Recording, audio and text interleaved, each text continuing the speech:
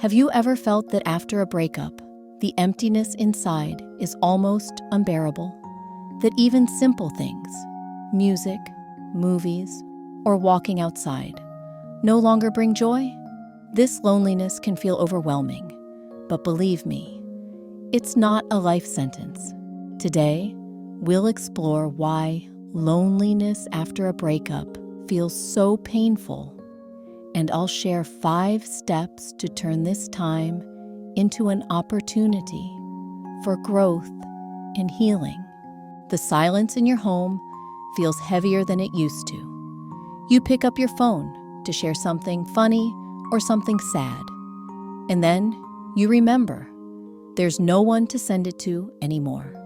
You're surrounded by people, yet you feel profoundly, deeply alone. If this is you right now, navigating the crushing loneliness that follows a breakup, I want you to hear this first. You are not broken. You're not failing. You are a human being going through one of the most painful experiences we can endure. Your loneliness is a valid, natural response to a significant loss. Welcome. In this video, we are not going to offer you simple platitudes like just get busy or time heals all wounds. Instead, we are going to walk through this feeling together. First, we will understand why post-breakup loneliness hurts on a deep psychological level. Then, we will reframe what this loneliness is trying to tell you. And finally, I will give you a practical, step-by-step toolkit to not just survive this period, but to emerge from it with a stronger, deeper connection to the most important person in your life, yourself. To heal something, we must first understand it. The loneliness you're feeling isn't just missing someone. It's a complex emotional state rooted in 3 psychological shifts. First, the shock of a broken attachment. From a biological standpoint, humans are wired for connection. When we are in a long-term relationship, we form a deep attachment bond with our partner. They become our primary source of comfort, safety, and regulation. A breakup severs this bond. Your nervous system, accustomed to co-regulating with another person, is suddenly thrown into a state of alarm. This triggers primal fears of abandonment and isolation. That feeling of panic, it's your biology screaming that your safe person is gone. Second, the void of a shattered routine. A relationship is built on 1,000 tiny rituals. The good morning texts, the shared dinners, the show you watch together every Tuesday night, the inside jokes. When the person is gone, they leave behind countless empty spaces in your day. This isn't just a change in schedule. It's a constant, painful reminder of the absence. Each empty moment where a shared ritual used to be amplifies the feeling of being alone. And third, the crisis of a fractured identity. In a partnership, our sense of self often intertwines with the other person. You are no longer just me. You are part of a we. You are his girlfriend or her partner. The breakup forces you to ask the terrifying question, who am I without them? This loss of a shared identity can make you feel untethered and lost, as if a part of you has been amputated. The loneliness comes from feeling disconnected, not just from them, but from a version of yourself that no longer exists. Recognizing these layers is the first step. Your pain is not just in your head, it's in your nervous system, your daily habits, and your very sense of self. Right now, loneliness probably feels like an enemy, a constant, unwelcome guest. But what if we could change our relationship with it? What if loneliness isn't a punishment, but a signal? Think of it like physical pain. If you touch a hot stove, the pain is a signal to pull your hand away. Emotional pain works in a similar way. Loneliness is a powerful signal from your deepest self, telling you what you need. It's signaling a need to reconnect with you.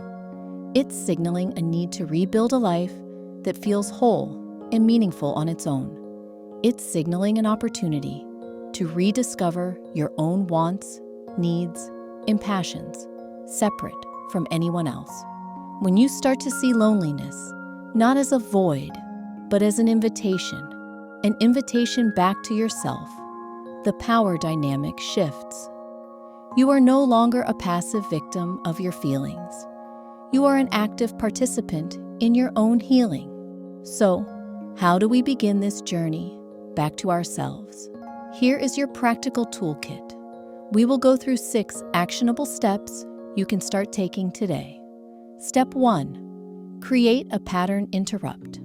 When a wave of loneliness hits, it's easy to spiral into rumination, endlessly replaying memories or scrolling through old photos.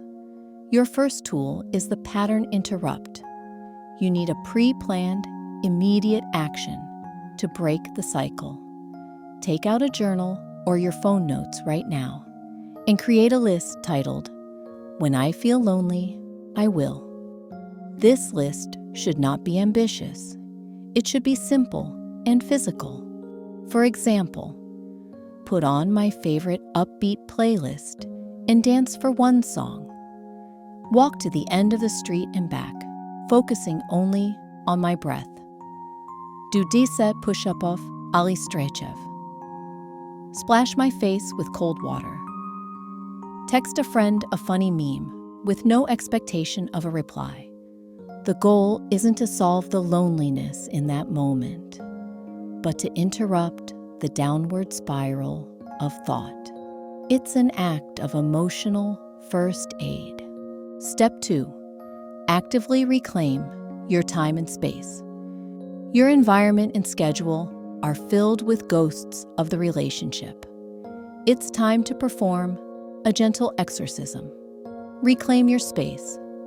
You don't need to burn everything, but rearranging the furniture, buying new bedding, or creating a small, cozy corner that is just for you can have a profound psychological impact.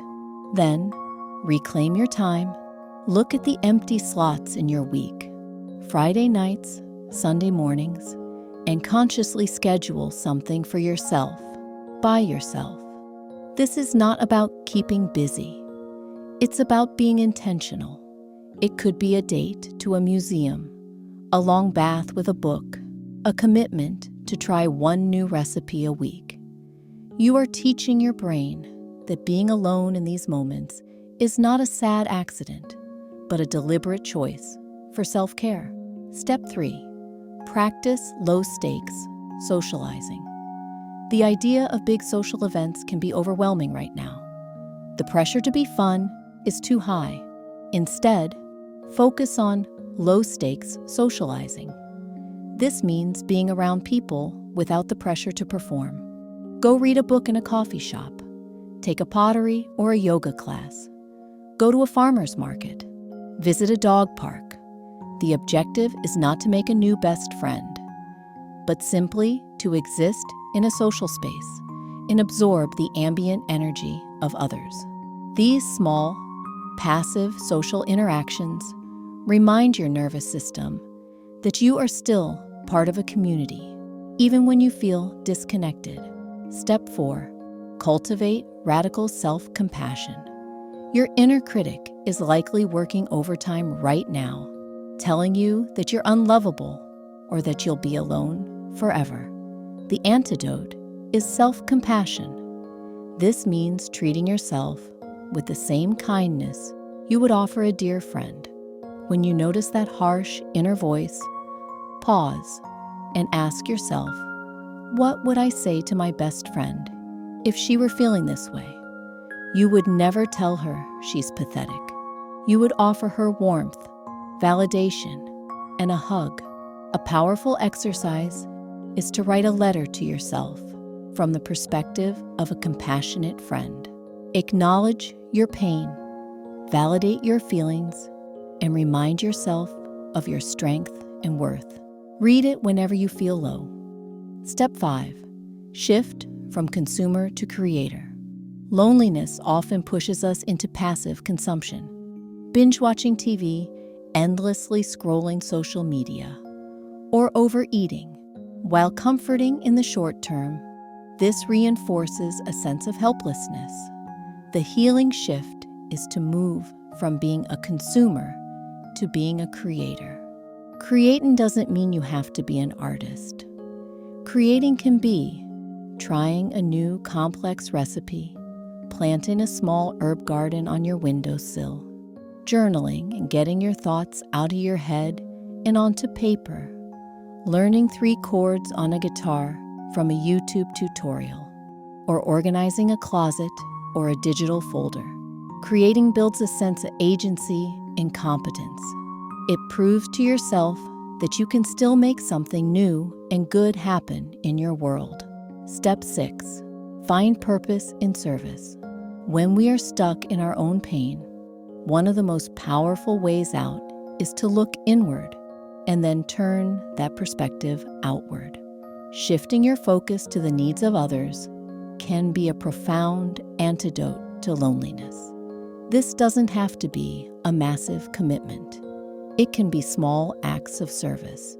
Offer to walk a busy neighbor's dog. Volunteer for a few hours at a local animal shelter or food bank. Call an elderly relative who you know is also lonely. Offer a genuine, thoughtful compliment to a cashier. When you contribute to something larger than your own pain, you reconnect with a sense of purpose and community. You are reminded that you still have value and can make a positive impact, which is a powerful feeling when your self-worth is low. Healing from the loneliness of a breakup is not a linear path. There will be days where you feel strong and hopeful, and there will be days where the grief feels as fresh as it did on day 1. That is okay. That is part of the process. The goal is not to erase the pain, but to build a life around it that is so rich, so meaningful, and so authentically yours that the pain gradually loses its power. By understanding your loneliness, reframing it as a signal, and using these tools, you are not just waiting for the storm to pass. You are learning to navigate your own ship, becoming your own anchor. This period of profound loneliness holds a secret gift, the opportunity to forge the most resilient, compassionate, and intimate relationship you will ever have, the one with yourself. Trust the process. Be patient with your heart. You are slowly but surely coming home. Thank you for sharing this space with me today. If this video resonated with you, I would be so grateful if you would share your journey in the comments. What is one tool from this video that you will try this week? Reading through the shared experiences of this community can be a powerful reminder that none of us are truly alone in this. And if you'd like more guidance on the psychology of healing and self-growth, please consider subscribing to the channel. You are worthy of healing, and you will get through this.